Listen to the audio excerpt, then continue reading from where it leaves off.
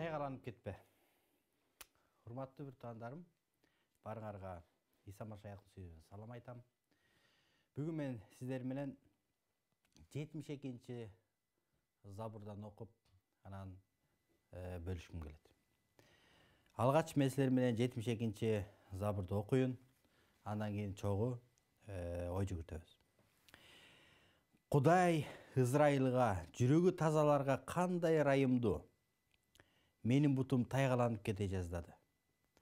Таманым тайып кете жаздады. Анткени кудайсыздардын жыргал турмушун көрүп, акылсыздарга суктандым. Анткени алар өмүрүнүн аягына чейин азап тартышпайт. Күч кубаттуу, алар башка адамдардай мээнет кылышпайт. Башка адамдардай кыйынчылык көрүшпөйт. Ошондуктан алар текебердикти шурудай тагынып, зулумдукту кийимдей кийип алышкан. Семирип, көздөрү май басып калган. Алардын жүрөгү ар кандай ойлорго толгон. Алар бардыгын кордошот, жалган ушак таратышат.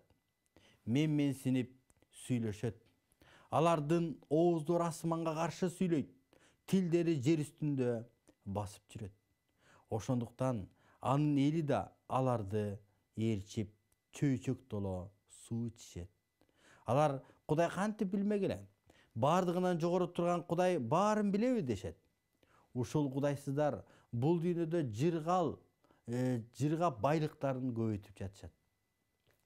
Анда мен жүрөгүмдү бекер эле тазаладымбы? Колумду айыпсыздыгым менен бекер эле жуудумбу? Күн сайын өзүмдү бекер эле жараладымбы? Күнүгө эртең менен өзүмдү бекер эле ашкерледимби? Бирок мен ушундай ойлойм десем, анда сенин уулдарыңдын тукумунун алдында күнөөкөр болмокмун. Муну кандай түшүнсө болот деп ойлодум. Бирок бул мага Кудайдын ыйык жайына киргенге чейин жана алардын акыр аягын түшүнгөнгө чейин кыйын көрүндү. Сен аларды тайгак жолго койгонсуң. Акыры түпсүз туңгуюкка кулатасың. Алар күтүлбөгөн жерден бүлгүнгө учурап, коркунучтардан өлүп жок болушту. Теңирим, сен аларды түш көрүп жатып, ойготкондой кылып ойготосуң. Ой максаттарын талкалайсың. жүрөгүм күйүп ичим кайнап бышып жатканда мен акылсыз элем, түшүнчө эмес элем. Сен алдында мал сыяктуу элем. Бирок мен ар дайым сени мененмин. Сен мени оң колумдан кармап турасың. Сен мени өз кеңешиң менен жетектеп турасың. Анан менин даңкың менен кабыл аласың. Асманда мага сенден башка ким керек? Жерде мага сенден башка эч нерсенин кереги жок. Денем да, жүрөгүм да алсырады. Бирок жүрөгүмдүн жөлөгү, түбөлүктүү үлүшүм Кудай. Анткени сенден алыстагандар өлүп жатышат. Өзүңдөн баш тарткандардын баарын сен жок кылып жатасың. Мага болсо Кудайга жакындаган жакшы. Кудай Теңирди өзүмө баш калкалар жай кылдым. Сенин бардык иштериңди жарыя кылам. Ушул забурда забурчу Кудайдын жолунда тайгаланып кете жаздагандыгы жөнүндө айтып жатат. Бирок ал ошол жолдо толугу менен тайып кетпегендиктен, ал аз эле калгандыктан аркасын карап, ошол тайгаланып кете жаздагандыгы жөнүндө жазып жатат. Ал забурчу Асап ал айтат: жүрөгү тазаларга Кудай кандай ырайымдуу. Бул жактан адамдын жүрөгүндө көптөгөн ойлор, түшүнүктөр пайда болору жөнүндө айтып жатат. Адам ойлонуп жашайт. Адам максат коюп жашайт. Адам өзүнүн жүрөгүндөгү ар кандай ойлорду ишке ашырууга аракет кылат. Бирок ушул жактан Асап айтат: жүрөгү таза адамдар бактылуу. Биз ыйык жазуудан окуйбуз, жан келишимде Иса Теңир Матайдын жакшы кабарында 5-бөлүм 8 атта айтат: жүрөгү таза адамдар бактылуу, анткени алар Теңирди көрөт деп айткан болчу. Бирок бул дүйнөдө адам өзүнүн жүрөгүн булгап алышы мүмкүн.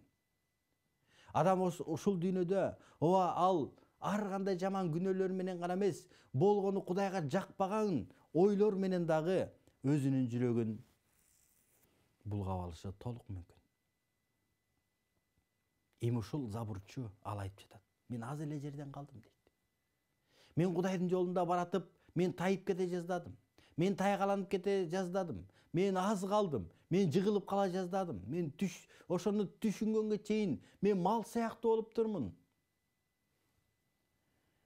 Ошондо ал эмне себептен ал кыйрап калган, аз калганын, эмне себептен ал тайып кетери аз калгандыгы жөнүндө айтып жатат. Анткени айтат: ал адам айлана тегерегин караптыр дагы кудайсыз адамдардын жашоосун караган экен.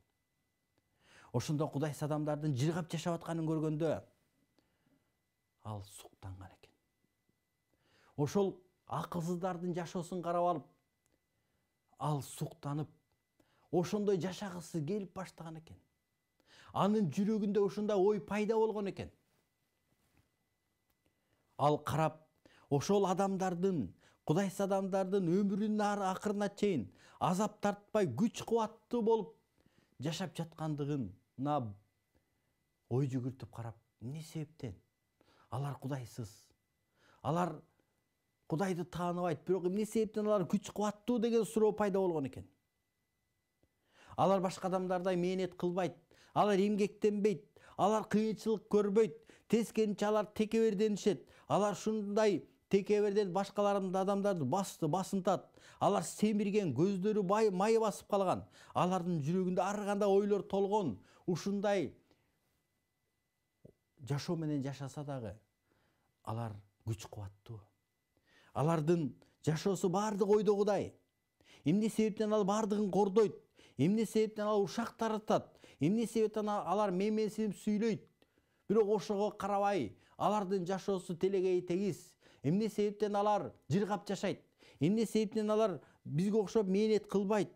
Эмне себептен алар кыйналбайт деген ушундай жаман ойлор, Кудайга жакпаган, ошол адамдардын жашоосуна суктануу, Кудайга жакпаган нерсе Кудайга ишенген адамдын жүрөгүнө кирип кеткен экен. Ал адамдар, ошол кудайсыз адамдар, Кудай кантип билмек эле, Кудай көрмөк беле, Кудай укмак беле деген ойлорду айтса дагы, алар байлыктарын көбөйтүп жатышат. Алар Кудайга тил тийгизет, бирок ошого карабай, алар жыргап жашайт, алардын байлыгы көбөйүп атат. А мен болсо күнүгө жүрөгүмдү тазалап жашап келдим. А мен болсо күндө колумду айыпсыздыгым менен жууп келдим. Мен Кудайдын алдына келип, Кудай мен таза жашап атамын деп өзүмдү текшерип келдим. Мен өзүмдү ашкереледим. Мен өзүмдү айыптадым. Мен өзүмдү жараладым. Эртең менен өзүмдү ашкерелеп, күн сайын өзүмдү жүрөгүмдү жаралап, Кудай мен сенин алдында таза жашап атамбы, жашаган жокмун деп мен өзүмдү текшерип келдим. Анда мен ойлондум. Эгерде мыйзамсыз адамдар, акылсыз адамдар ушундай жашап аткан болсо, алар ушундай акылсыз адамдар аябай ойдогудай, өздөрү каалагандай жашап, жыргал турмуш көрүп аткан болсо, мен Кудай менен жашап, мен өзүмдү тазалап, ыйык жашаганга аракет кылгандыгым бекерби? Анда мен бекер эле ошентип жашап келдимби деген ойлорго келдим. Анан ал ойлонгон экен. Анда мен ошол кудайсыз адамдардай эле жашасамбы? Анткени кудайсыз адамдардын жашоосунда, жердеги жашоосунда алар азап тартпайт, мээнет кылбайт. Мен ошондой эле жашайынчы деген ошолордун жашоосуна карата менде суктануу пайда болду, дейт забурчу. Ошон үчүн мен тайгаланып кете жаздадым. Бирок ал ошол Кудайга жакпастыгын, ошондой ойлор адамды Кудайдын жолунан кулатып саларын ал түшүнгөн жок. Ал айтат, мен муну дейт түшүнгөн жокмун дейт. Муну кандай түшүнсө болот деп ойлодум. Бирок бул мага түшүнүксүз болду. Бирок мен түшүнгөнгө чейин ушинтип ойлондум, кыйналдым. Ошол адамдардын жашоосуна суктандым, жашагым келди. Бирок бир убакытка чейин мен ушинтип ойлондум. Бирок бул мага Кудайдын ыйык жайына киргенге чейин жана алардын акыр аягын түшүнгөнгө чейин кыйын көрүндү. Башкача айтканда, мен Кудай менен мамилелешкенге чейин, мен Кудайды тааныганга чейин, Кудай менин жашоомдо катышканга чейин, мен ошол адамдардын жашоосуна суктандым дейт. Урматтуу бир тууганым, эгерде сен Кудай менен мамилең жок болсо, эгерде сен Иса Теңирди тааныбасаң, эгерде сен Исадан алыстаган болсоң, анда сен деле ушул забурчудай бул дүйнөнүн жашоосу менен жашагың келип, суктанып, керек болсо ошол адамдардын жашоосундай жашооңду түзө баштайсың. Бул жыгылуу, бул кулап калуу. Бир тууганым, сен тайгаланып кетпе. Сен өзүңдүн оюңду, сен өзүңдүн жүрөгүңдү текшер. Сен чын эле ошол ой сенин жүрөгүңө уялап калган жокпу? Сен ошол ой жүрөгүңө уялап сени жыгылууга алып барган жокпу? Же болбосо ошого алып бараткан жокпу? Сен ойлонуп көрчү. Эгерде сен айна тегереңдеги адамдарды, кудайсыз адамдардын кудайсыз жашоосун көрүп алып, сен ошондой жашагың келип атса, анда сен кулап баратасың. Сенин бул жашооңдун өтө төмөн түшүп бараткан абалың. Забурчу өзүнүн төмөн түшүп бараткан акыбалын ал түшүндү. Ал качан түшүндү? Ал качан Кудай менен мамилелешкенде, Кудай келип туруп анын жашоосунда катышканда ал акылына келди. Ага чейин ал түшүнө алган жок. Ал айтат, мен качан Кудай менен ошол мамиле түзгөнгө чейин мен мал сыяктуу болдум дейт. Мен ойлоно алган жокмун дейт. Бирок качан менин жашоомо келгенде, башкача айтканда мен Кудайдын ыйык жайына киргенге чейин дейт, мен алардын акыр аягын түшүнгөнгө чейин кыйын көрүндү дейт. Мен ошол Кудай менин акылга келтиргенге чейин мен түшүнө алган жокмун. Бирок Кудайга рахмат, Кудай мени акылга келтирди. Мен түшүндүм дейт. Мен ошондо эмнени түшүндүм дейт. Ошондо мен ошол адамдардын тайгак жолду сен койгонуңду түшүндүм дейт. Акыр алардын аягы түпсүз туңгуюкка алардын кулап калаарын түшүндүм дейт. Алар жыргап жашап атат, бирок бир учурда алар ошол туңгуюкка кулап түшөрүн түшүнүп калдым дейт. Алар күтүлбөгөн жерде бүлгүнгө учурайт, коркунучтардан өлүп жок болушат. Теңирим, сен аларды түш көрүп жатып ойгонгондой кылып ойготосуң. Ой максаттарын талкалайсың дейт. Теңирим, мен ошону түшүндүм. Алар жакшы укмуштуудай, сенсиз эле толтура максаттарды коюп атат. Алар жыргал турмуш менен жашап атат, бирок мен бир нерсени түшүндүм, бул убактылуу экендигин түшүндүм. bir учур келеткен. Сен аларды туңгуйга кулатасың Теңир. Анткени алардын кылган иштерине жараша Теңир сен тиешеңди берет экенсиң, мен ошону түшүндүм. Качан мен ошол ишенбеген адамдардын, кудайсыз адамдардын жашоосун караганда мен жүрөгүм күйүп, ичим кайнап бышып жатканда мен Кудайым мен сага толтура суроолорду бердим. Бирок Теңирим сен ошол суроолорума жооп бердиң дейт. Мен ошондо акылсыз болдум дейт. Мен ошондо көп нерсени түшүнгөн жокмун. Сенин алдыңда мал сыяктуу болдум.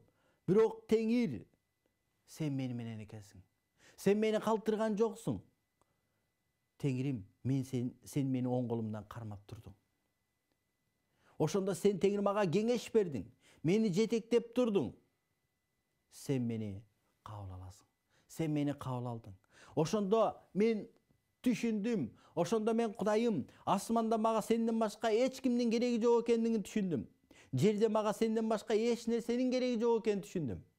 Көрсө Теңир, бул жерде байлык эмес.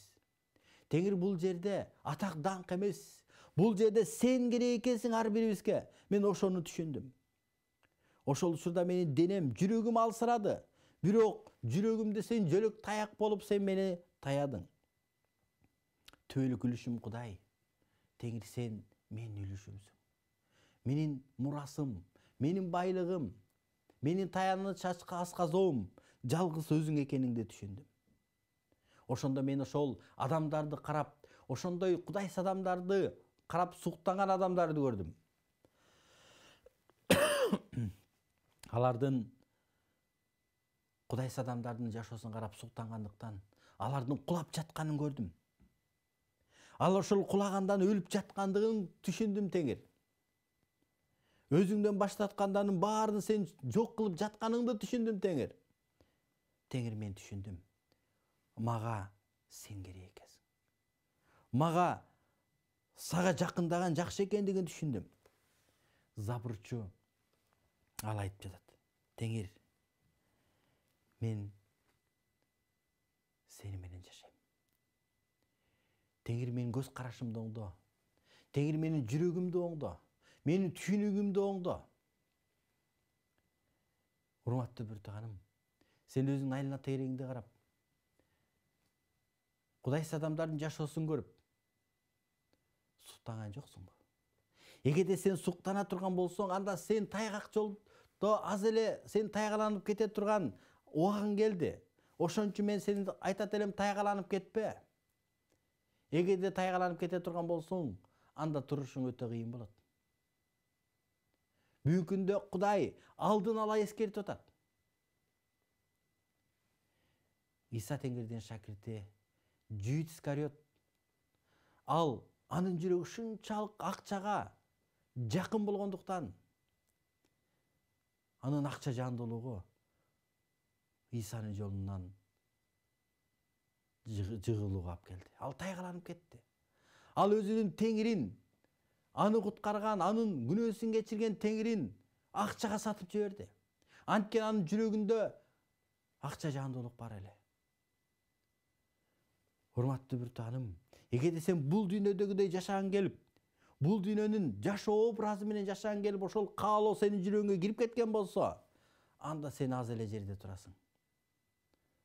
Кудай сага эскертип атат. Кудай айтат, сен мага кел дейт. Сен мени менен мамилелеш. Эгерде сен мени менен мамиле түзгөн болсоң, анда сен ошол жолдо мен сени сактап калам. Сен жыгылбайсың дейт. Кудайдын сөзүнүн негизинде эң адамдын төмөн түшкөн акыбалы бул адамдын кудайсыз жашоо менен жашагысы келгендиги.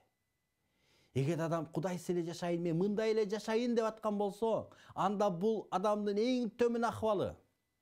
Сенин ошондой акыбалга түшүп калышыңды Кудай каалабайт. Ошондуктан сенин жүрөгүңдү текшер. Биз башында окуганыбыздай, жүрөгү тазаларга Кудай кандай ырайымдуу. Ыйык жазда окуганыбыздай, жүрөгү таза адамдар бактылуу, анткени алар Теңирди көрөт. Эгерде сенин жүрөгүңө ошондой жаман ойлор уялаган болсо, анда Кудайдын алдына келип, Иса Теңир, мени кечир. Менин жүрөгүм ошондой ойлор уялап алыптыр. ошондой түшүнүктөр орноп калыптыр. Мага жардам берчи. Мен жыгылып калбайын. Мен тайгаланып сенден алыстап кетпейин, Теңир. Деп Иса Теңирге чын жүрөктөн кайрылсаң, сени ошол акыбалдан Теңир куткарат. Ошондуктан, урматтуу бир тууганым, ыйык жазуу сени бүгүн бекеринен эскерткен жок. Кудай ыйык жазуу аркылуу бекеринен сага айткан жок. Ошондуктан өзүңдүн жолуңду байкап, жүрөгүңдү текшерип, Кудайдын алдында жашаганга, Кудайдын жолунда тайгаланып кетүүдөн Кудай сени сактасын. Тайгаланып кетпе. Кудай батасын берсин. Амин.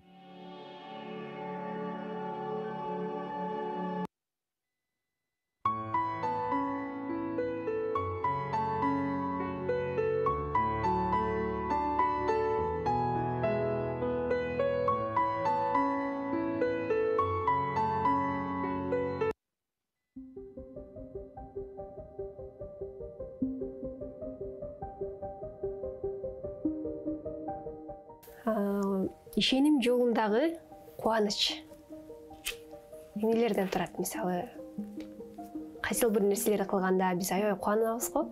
Ушул нерселерден айтып кетсеңиз. Кубаныч негизи эле.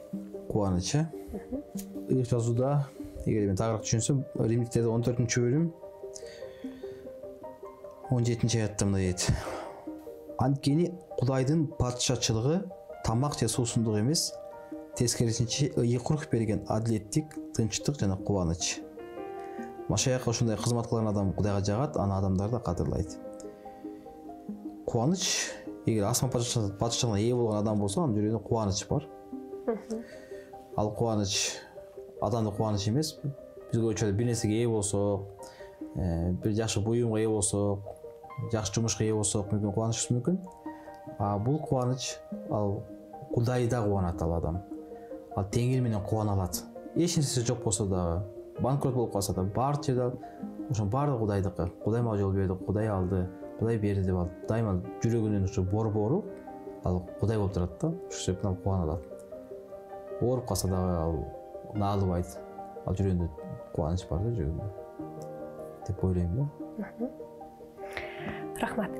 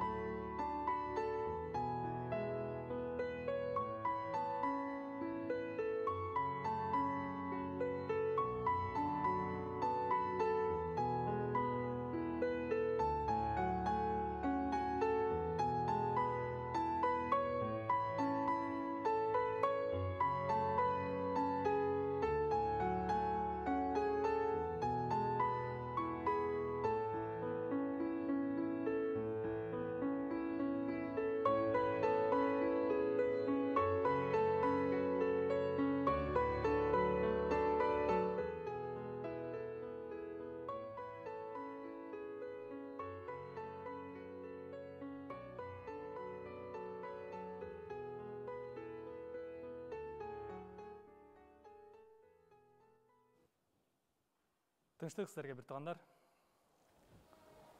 Құдайға рахмат, Құдай ушундай күндөрдү белек кылып аткандыгы үчүн.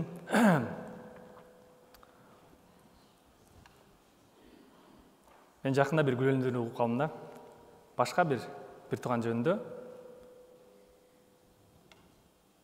бирөөдөн күбөлүк угуп калдым. Ал жөнүндө айтып бере баштады, мен сурап калдым.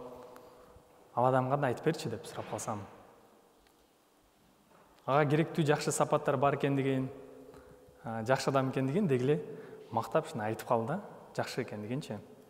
Ал бир туган жөнүндө ушундай нерселерди уккандан кийин мындай жүрөгүңө кубанычтуу болот да. Бул деги эле адамдардын башка бирөөлөр жөнүндө айтып аткан күбөлөндүрүүсү. Эки жазда бир эң сонун күбөлөндүрүү бар. Бул Айып китебинде биринчи бөлүмдөн 8 аятка чейин мындай дейт да, бирге чогуу окусак. Ал жакта мындай дейт. Айып китеби 1 бөлүм 1 аяттан 8 аятка чейин. Уус деген жерде бир адам болгон. Анын ысымы Айып эле. Ал кемчиликсиз, адилеттүү, Кудайдан корккон, жамандыктан алыс жүргөн адам болчу. Анын 7 уулу 3 кызы болгон. Анын энчисинде 7000 майдамал, 3000 төө, 500 жүп өгүз, 500 ургач эшек жана көп сандаган үй кызматчылары бар эле. Ал чыгыш элдеринен эң атактуу адам болгон. Анын уулдары чогулуп, ар бири өз үйүндө өз күнү келгенде той өткөрүп турчу. Алар чогуу ичип жеш үчүн 3 кыз бир туганын киши жиберип чакыртышчу. Алардын той берген күндөрү кезеги менен өтүп бүткөндөн кийин Айып аларга киши жиберип чакырып алып, аларды ыйыктачу. Эртең менен эрте туруп, алардын санына жараша бүтүндө өртөлүүчү курмандык чалчу. Анткени Айып, балким уулдарым ичинен Кудайга акарат айтып күнөөгө баткандыр деп ойлочу. Бардык ушундай күндөрү Айып ушундай кылып турчу. Бир күнү Кудайдын уулдары Теңирдин алдына туруш үчүн келишти. Алар менен кошо шайтан да келди. Ошондо Теңир шайтандан: "Сен кайдан келдиң?" деп сурады. Шайтан Теңирге: "Мен бүт жер жүзүн айланып чыктым" деп жооп берди. Теңир шайтанга: "Сен менин кулум Айыпка көңүл бурдуңбу? Анткени жер жүзүндө андай адам жок. Ал кемчиликсиз, адилеттүү, Кудайдан корккон, жамандыктан алыс жүргөн адам" деди. Ушул жерге чейин окусак.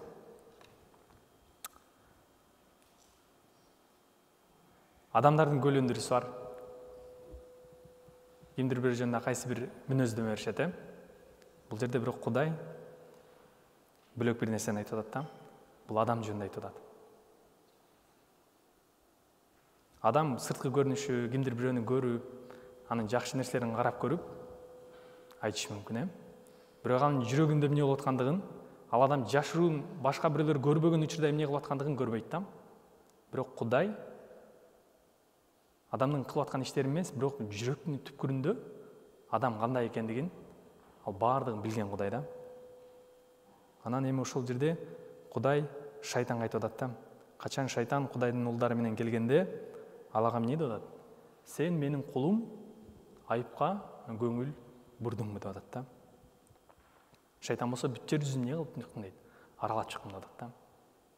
Ошол учурдагы жалгыз, анткени жерде андай адам эмне дейт? Жок деп атат да. Айыптын учурундагы Айып жалгыз адам болгон экен. Кудайдан корккон, адилеттүү, кемчиликсиз, жамандыктан алыс жүргөн. Таң калыштуу дагы бир нерсе бул. Кудай шайтанга Айыпка көз салдыңбы деп жөн эле айтып койгон жок да. Сен дейт. Не дейт? Менин кулум Айыпка көңүл бурдуңбу дейт. Таң калыштуу Кудай Айыпту эмне деп атат ал? Кулум деп атат да. Биз жан кешинден окуй турган болгонсок, Исанын көптөгөн шакирттери мен Инжил китебинен мен эмне дейт? Мен Иса Машаяктын кулу, ушундай деп баштайт, өздөрүнүн аттарын атап, өздөрү жөнүндө кичине айта кетет. Бирок бул жерде Кудай өзү айтып атат да, "Сен менин кулум Айыпка көз салдыңбы" депчи. Айып бул мага таандык адам дейт. Кул бул ким? Өзүнө таандык болбогон адам, өзүнүндө андай эрк жок. Анда тандоо деген нерсе жок. Анда болгону баш иш керек. Кожоюн эмне десе, ошону аткарган адам. эми мына ошол нерсени Кудай айтып атат да шайтанга. Сен менин кулум айыпка көз салдыңбы деп туруп, анан эмне деп атат? Анткени ал эмне дейт? Кемчиликсиз дейт, адилеттүү, Кудайдан корккон, жамандыктан алыс жүргөн адам дейт да. Бир нече учурдан кийин Кудай шайтанга бийлик берет, айыптын үстүнөн болгон бийлик берет. Айыптын башына сыноо келет да. Ал балдарынан ажырайт, байлыгынан ажырайт. Ансыз келгенсип, ал өз денесине дагы ушундай персе ордуна каптатат шайтан агачы. Анан ал мындай деген сонун айтат да, качан кайгыга малынып, кыйналып жаткан учурунда ал мындай сөздөрдү айтат экен. Айып китеби 23 бөлүмдө 1-аяттан 4-аятка чейин окусак, ал жерде мындай дейт. Айып мындай деп жооп айтат. Бүгүн да менин сөзүм кайгылуу, тарткан азаптарым онтолорумдан оор. О, мен аны кантип табарымды билсем гана, анын тагына жакындай алсам гана, анда мен анын алдында өз иштеримди айтып бермекмин. Оозумду актана турган сөздөргө толтуруп алмакмын дейт. Качан айыптын башына ушундай кайгы келгенде, азапта ал ушул сөздөрдү айтат да. Билесиздерби, кээки бүгүнкү күндө адамдарды учуратасың. Мен бир жолу бир адамды учуратып калгам. Кудай эмнеге монтти, Кудай эмнеге тигинтти деп, эмнеге ушул нерселерге жол берип койду эгер Кудай бар болсо деген ушул сыяктуу суроолорду берет да. Анан айып дагы ушул сыяктуу нерсени айтат, билесиздерби? Деги эле биз тарыхтарды карап көрүп турмузбуз, ийгик жазууну барактасак, Кудай Исраиль эли качан буркандарга табынып кеткен деп. Адам колу менен жасалган, өзлөрү Кудай деп эсептеген бир буюмдарды Кудай деп эсепталган учурда аларга ушундай кайгылар жөнөткөн. Башка элдер согушка чыккан, ушул нерселерге Кудай жол берген да. Кудай аларды сактабай калган эле. Бирок бул жерде биз башка бир картинаны көрүп атабыз да. Бул Кудайдан корккон адам, бул кемчиликсиз адам, жамандыктан алыс жүргөн адам. Мына ошондой адамга эми Кудай сыноо жол берип атат да. Эгер биз карап көрө турган болгонсок, кайсы бир атактуу же болбосо бай болгон адамдардын жашоосуна качан ушундай сыноо келгенде, же болбосо алар төшөккө мыкталып калганда, оору каптаганда, алар Кудайга мындай убадаларды беришет да. Мен эгер ушул аяктан айыгып кете турган болгонсом, мен кайсы бир жетимдер үйүнө, же болбосо дагы бир кайсы жерлерге мен жардам берем депчи. Алар айткандан кийин чын эле ошол нерсени кылышат да. Алар Кудай ошол нерсени башына жөнөткөнгө чейин өзүлөрү каалагандай жашашат. Бирок жөнөткөндөн кийин алардын жашоосу өзгөрөт да. А бул жерде Кудай андай адамга эмес, өзүнүн алдына корккон, кемчиликсиз болгон адамга жөнөтүп атат да. Кудай деги эле ушундай сыноону айыпка эмнеге жиберди эле? Ийгик жазда мындай дейт да. 42 бөлүмдү ачсак, 42 бөлүм 5-аятта мындай дейт. Мен сен жөнүндө ушуга чейин кулагым менен уккам. Азыр болсо сени өз көзүм менен көрүп турам. Ошондуктан мен мурунку айткан сөздөрүмдөн баш тартам. Топрак менен күлгө отуруп алып өкүнөм дейт. Буга чейин биз окудук, мен Кудайдын алдында актанган сөздөргө толтура алмакмын. О, мен ага жолуксам гана дейт. Бирок качан Кудай менен жолуккандан кийин айып түшүндү. Кудайдын алдында эч бир адам өзүнүн иштери менен, өзлөрүнүн оозуна толтуруп алган актануулар менен актана албай тургандыгынчы.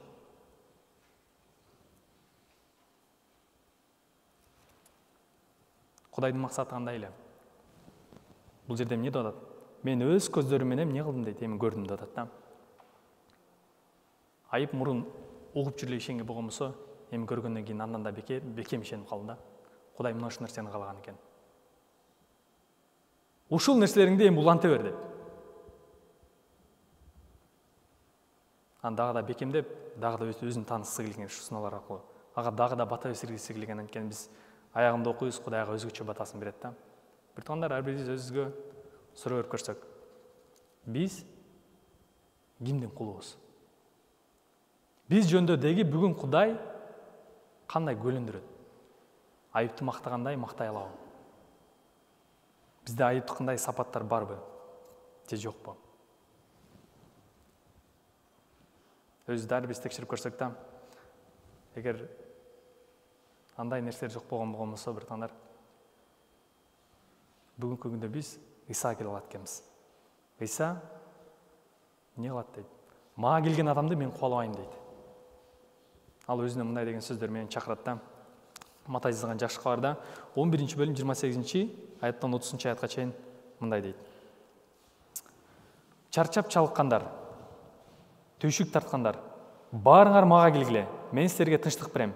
Менин моюнтурумду алып, менен үйрөнгүлө. Анткени мен жоошмун жана момунмун.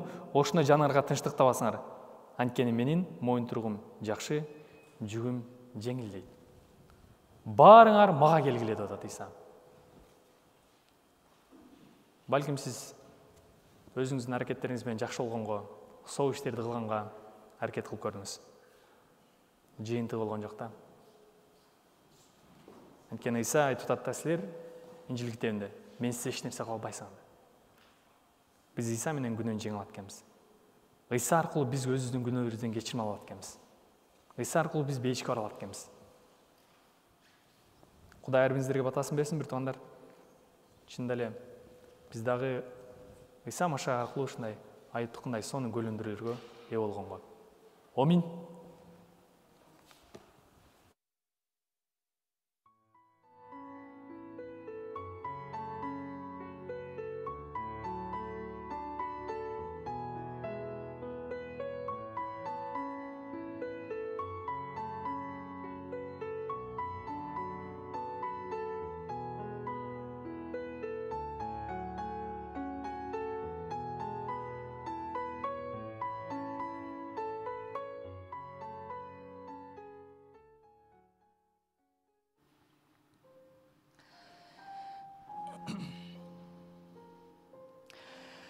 Дүйнөнүн басып түйшүгү калганда жетпей дарамет, колтуктап жөлөп тургуздуң жашоомду кылып керемет.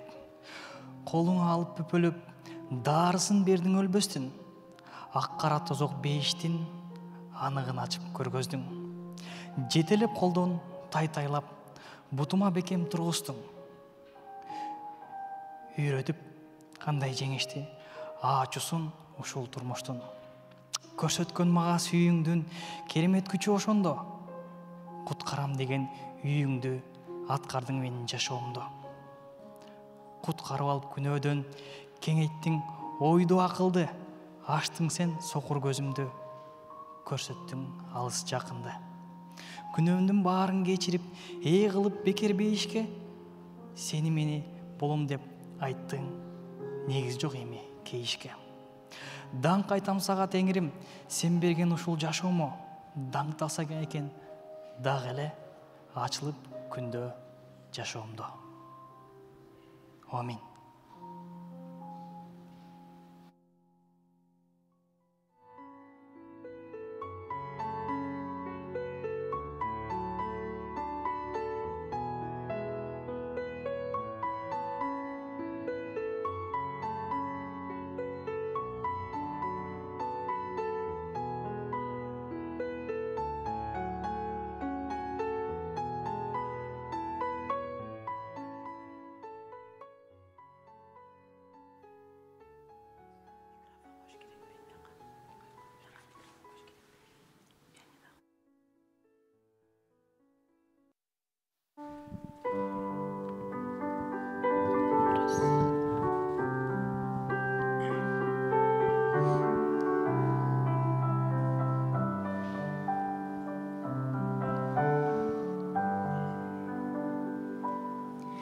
Кадам таштап асманды көздөй, баратам ыйык шарга.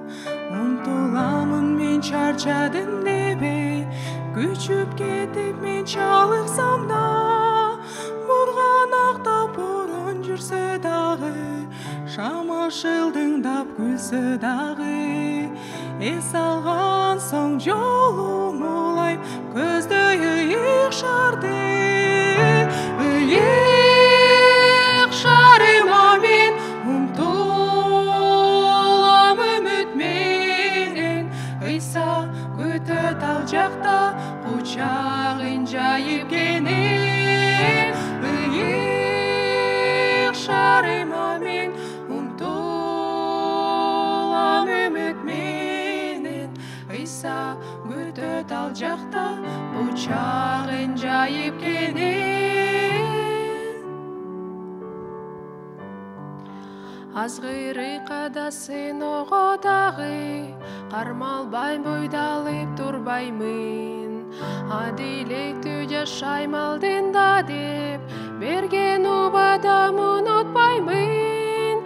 Жарыгын төгүп жанымды Кудай тынчтык берип соротот мени. Ал жанымда чарчабаймын, күч берет анын деми. Ыйык шарыма мен умтулам үмүт менен. Ыйса күтөт ал жакта кучагын жайып кенен. Ыйык шарыма мен умтулам үмүт менен. Ыйса күтөт ал жакта кучагын жайып кенен.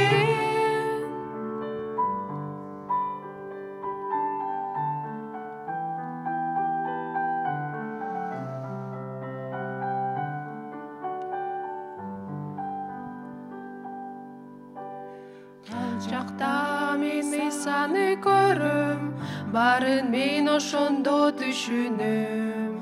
Ал менин жараттарымды таңып, айтат мага чексиз сүйөм. Ал жакта эч кайгыга чөкпөймүн, орууну кырсыкты көрбөймүн. Бир туугандарды жолуктуруп бакытка бөлөнөмүн. Ыйык шарыма мен умтулам үмүт менен. Ыйса күтөт ал жакта кучагын жайып кенен. Ыйык шарыма мен умтулам үмүт менен. Ыйса күтөт ал жакта кучагын жайып кенен.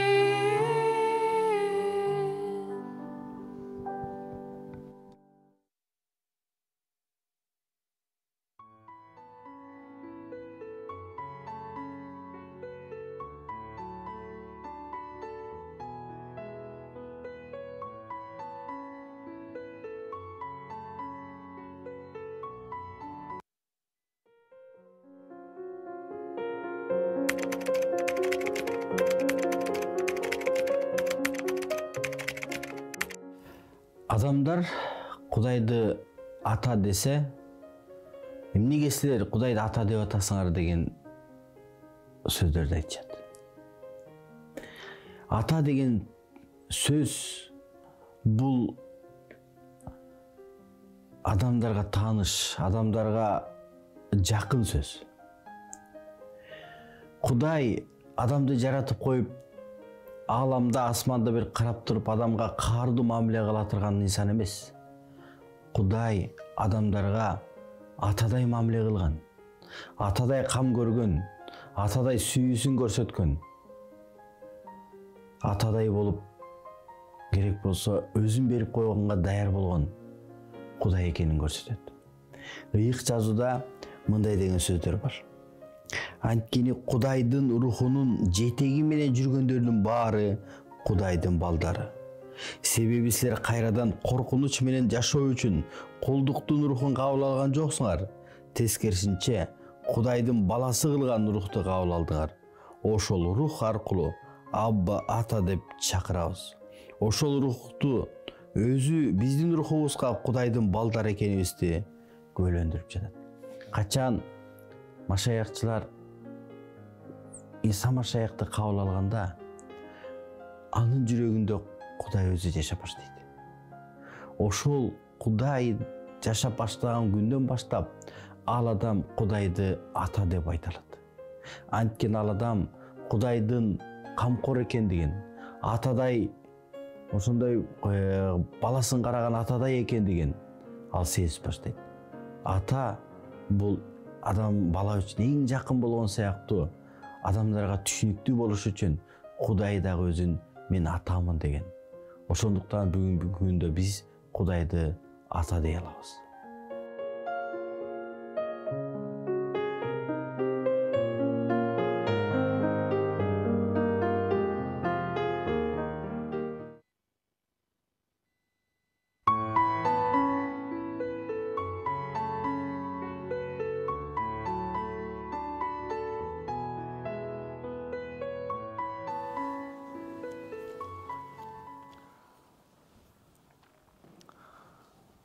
Биртугандар, ушу менен чогулушубуз да аяктап калды.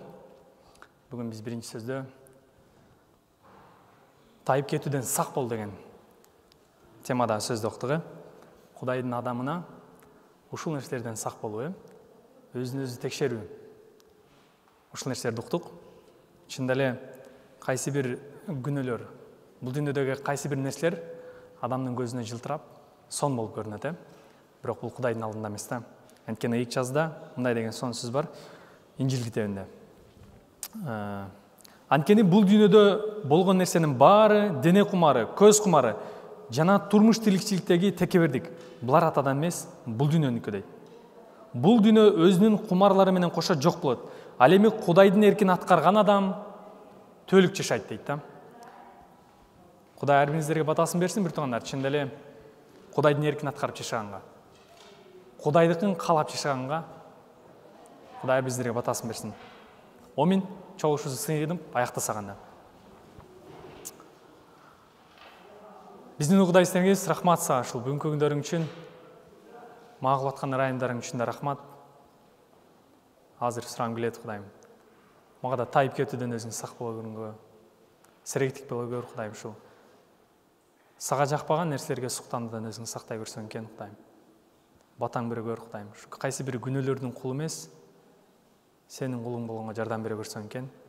Баарын Исаамашылган атынан сурдам. Амин.